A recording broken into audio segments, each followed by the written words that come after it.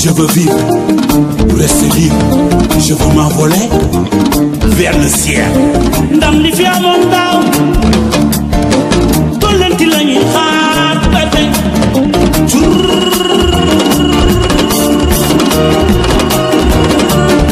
Man ci du combine ba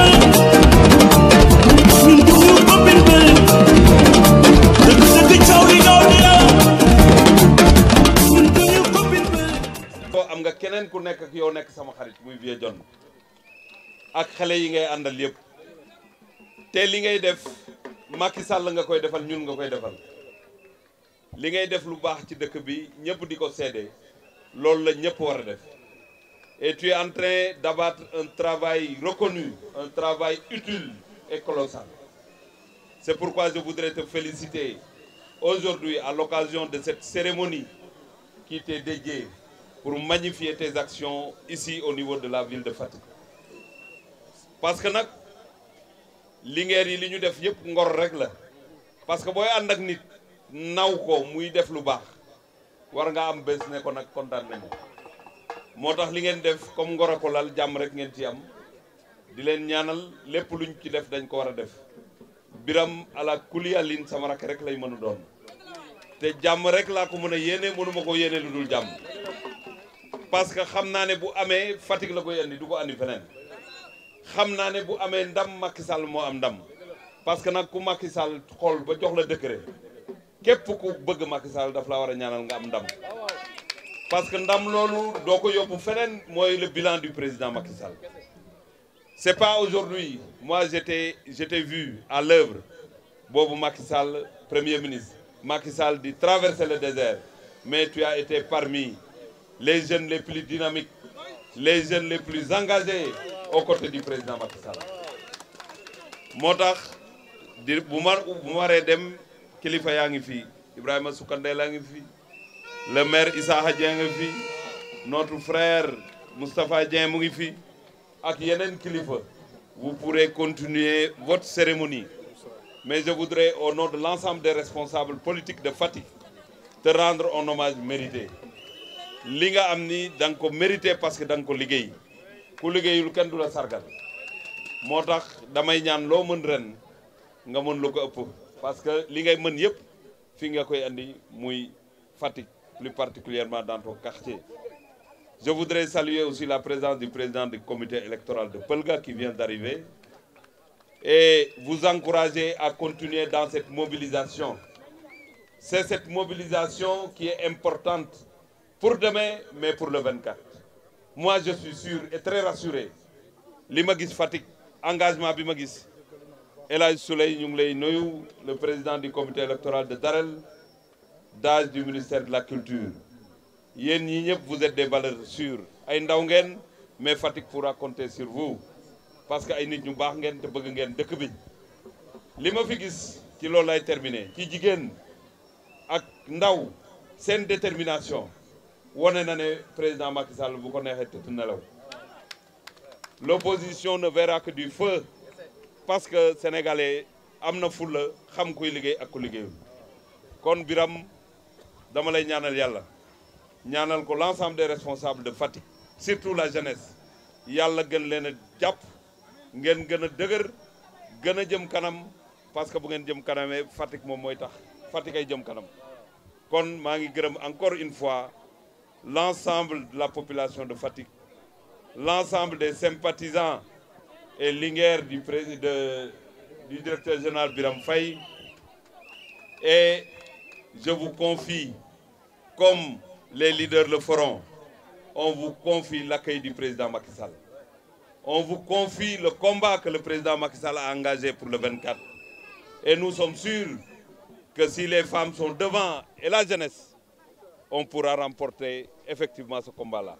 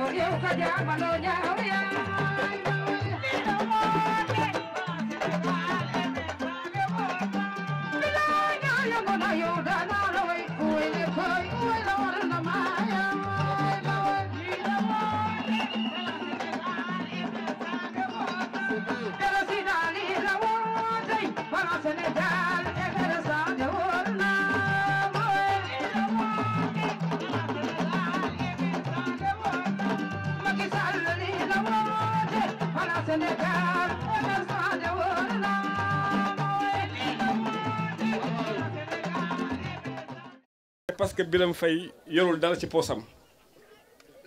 su ma amul information wala yëguma dara ci dëkk bi c'est parce que Biram Faye amul information wala yëgul dara su xamee lu baax wala ku baax yóbbu ma fa wala ma boole mag moom man ak moom noonu la ñuy doxee. Biram Faye mi liñ fi wax nag daanaka Ibou Sarr tënk na ko chaque jour que jafee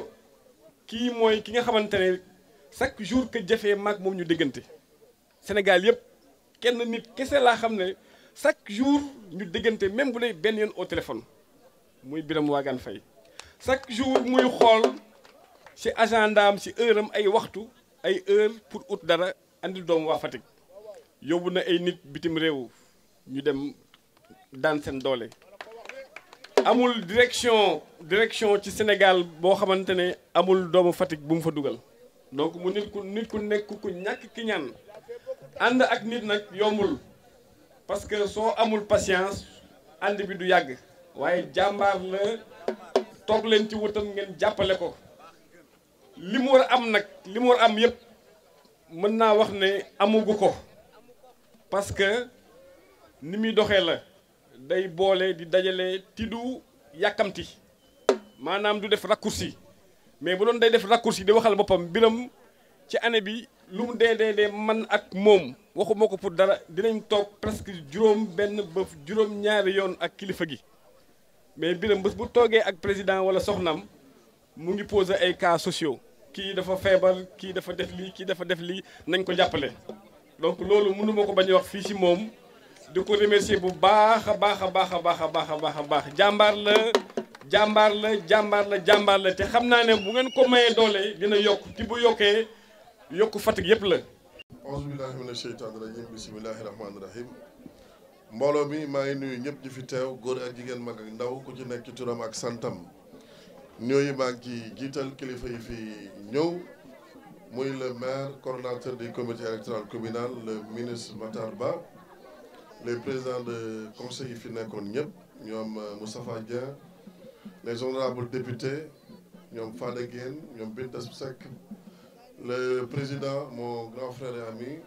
Ibrahima Sarr président de la commission de régulation du secteur de l'électricité toutes les autorités tous les responsables yi fi ñëw ñëpp Malick Ndiaye Amath Diouf fàttewuñu kenn excellence Tamsir Faye mi ngi fi consul may sama école de la fondation conseiller au port ma sœur mon ami madame Thiam Babou responsable yi fi néew ñëpp bëgguma lim ku lim juum fàttewuma kenn ku ci nekk ci turam ak santam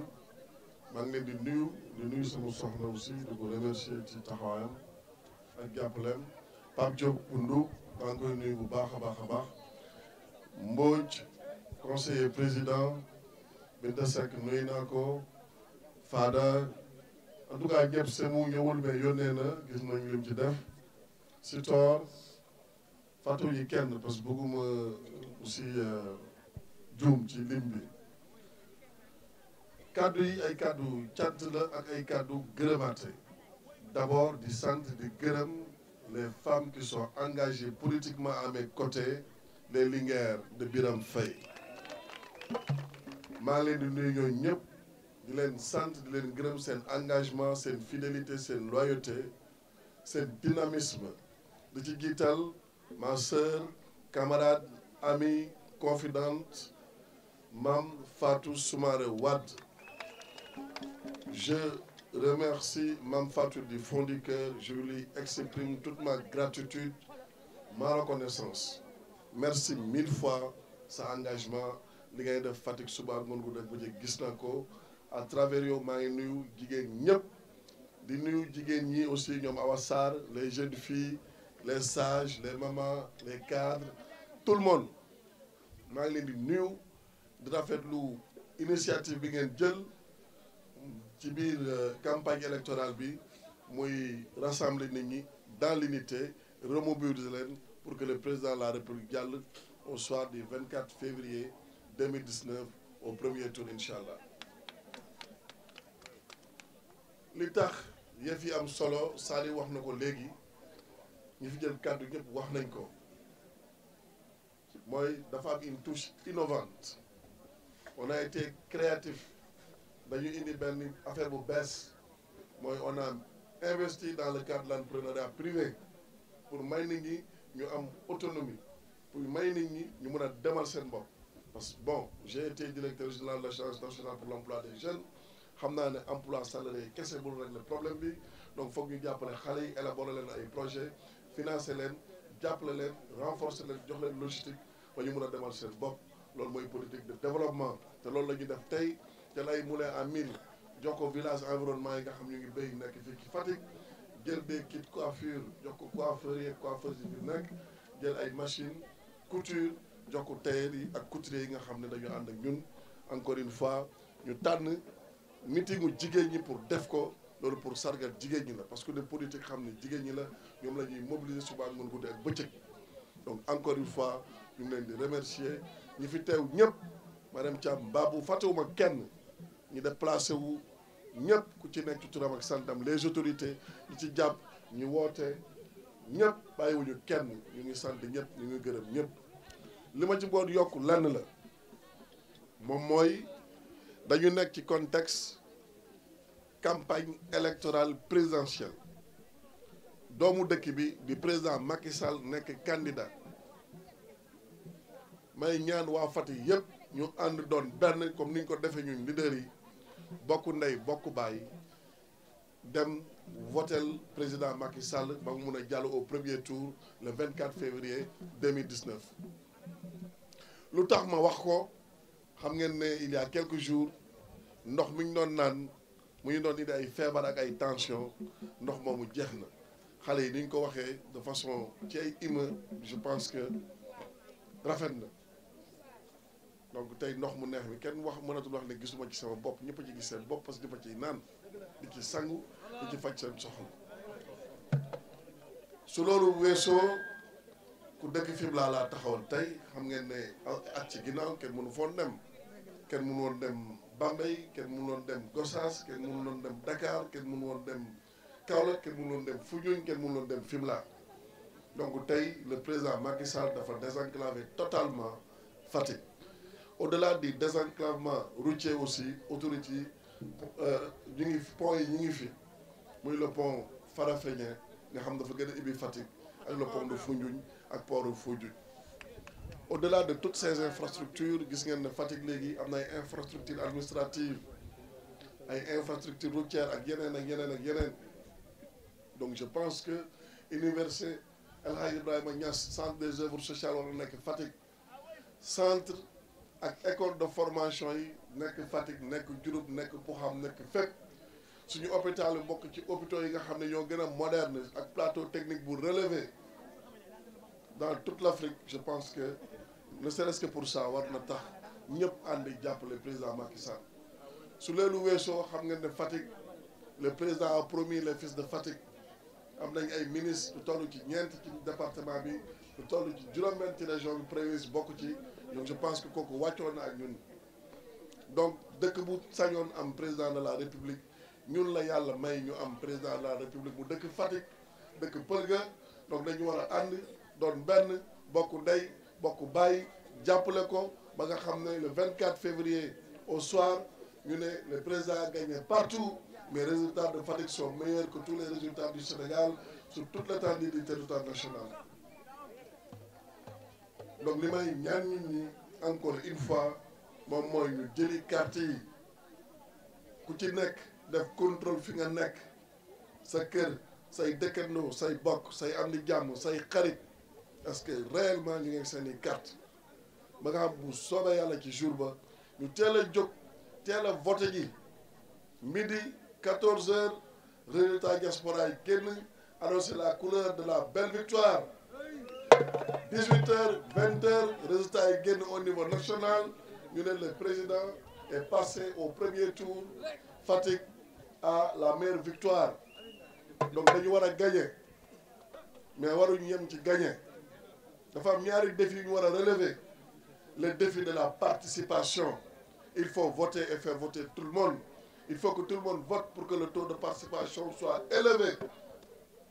il faut qu'on gagne avec la manière il faut qu'on gagne avec la qualité il faut qu'on soit premier pour une fois Fatick défi boobu laa bëgg ñu relever leneen li ma dañuy ñaan mooy bu tey ñu ngi samedi incha allah président de la république dëkk Fatick juddoo fi màgge fi jàgge fi def fi xeetu teranga bu nekk doon fi maire ñaari yoon dénk fi ay waajuram daf ñuy gane si te fi mu jaar yëpp gis ngeen la marée humaine bu ko topp fi mu jaar yëpp gis ngeen ful yi muy drainer fi mu jaar yëpp gis ngeen ni ñu relever le défi de la mobilisation fi mu jaar yëpp gis ngeen ni ñu gagné le pari de la mobilisation. Fatick ne doit pas être en reste. Nous devons faire plus que Matam, nous devons faire plus que Kolda, nous devons faire plus que Ziguinchor, nous devons faire plus que Saint-Louis. Donc encore une fois moo tax ma bëgg yëf yi teel a jeex ndax ñëpp nelaw yeewu en forme stade Massène Sène suba bëgguma kenn des na waa Fatick yëpp na waa Fatick yëpp na waa Fatick yëpp ànd doon benn teel a dugg ci stade bi fees ko del ba nga xam ne dëkk yëpp dinañu gën a respecté président dina gën a sigi day gën a sigi dëkk bu sañoon nga am président yàlla moo ñu may président muy xéwal na ngeen ci ngoy encore une fois bu kenn des na ñëpp jëli carte yi na ñëpp voté na président gagné na Fatick jiitu Fatick jëm kanam waa Fatick jëm kanam jërë ngeen maa ngi remercier aussi l'artiste artistes yi fi jaar ñëpp maa ngi leen di sant leen gërëm seen taxawaay rafet na jërë ngeen jëf merci vous pouvez continuer la soirée que la fête soit belle.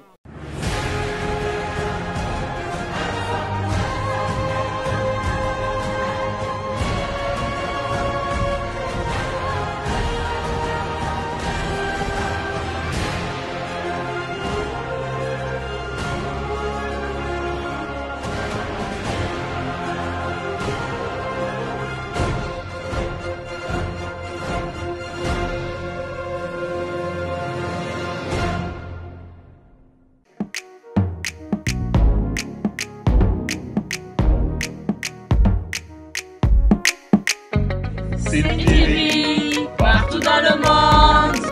mais man maa ngi kontaan loolu aussi nag seen ñëw fii waa Sen TV.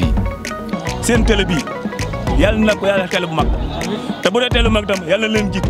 te bu leen jigee yàlla jig seen i soppe